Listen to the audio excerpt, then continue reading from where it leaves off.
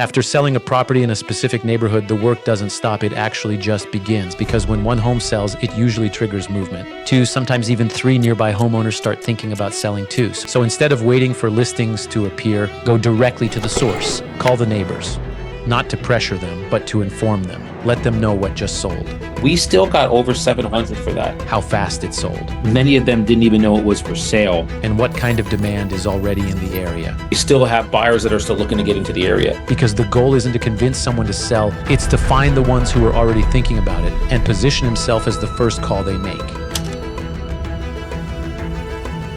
We're just reaching out to some of the neighbors in the area. I'm actually a listing agent for a property right around the corner from you. We were just reaching out to some of the neighbors because the property went under contract so quickly. Many of them didn't even know it was for sale. I don't know if you're familiar with the house. It was the bright blue one, 4-bedroom, 2.5 bath, and it needed a good bit of work. We still got over 700 for that. We had about 6 buyers that are now still looking in the area. Do you happen to know anybody that might be looking to either come into the area or that might be looking to sell as well? That's okay. I figured I'd ask, but I appreciate.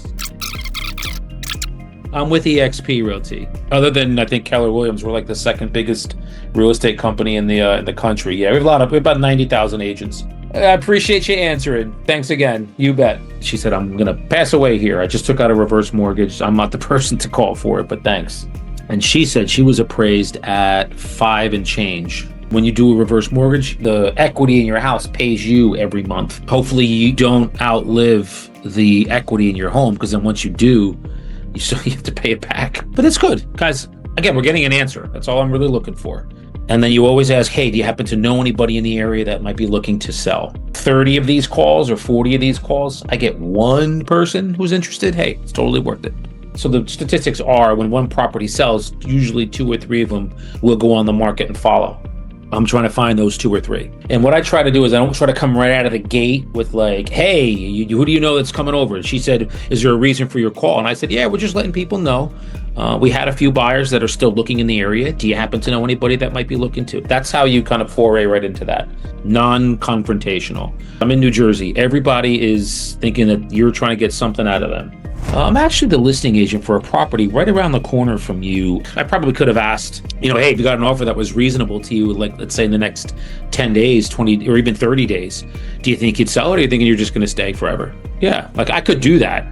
Probably could. Maybe I'll ask that question next time. But when I get like a quick, we're not selling. Like we like it. When I get, we like it here, we're not selling. It's like, yeah, they're not going anywhere. And you could dig a little bit deeper. Okay, yeah, no problem. We want to work with people that are, we're trying to find people that actually do want to move, because we still have buyers that are still looking to get into the area. Do you happen to know anybody? Boy, yeah, we made a lot of calls today. 1, 2, 3, 4, 5, 6, 7, 8, 9, 10, 11, 12, 13, 15, 16, 17, 18. That's what we try to do. When I can get one out of these, it's successful.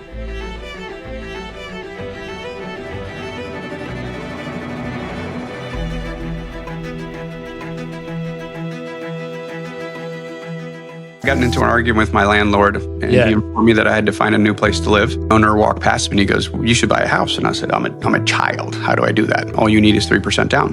My 3% was going to be my commission. I went to the bank with my dad in the morning, and by the time he got home from work, I had his money back. That check was more than waiting tables. It's one of those life-affirming moments where it's like, oh shit, that's on the menu. And that was the first time in my life that someone had explained leverage of people, time, and money. I read obsessively. I try to connect the dots. I truly believe data sets you free.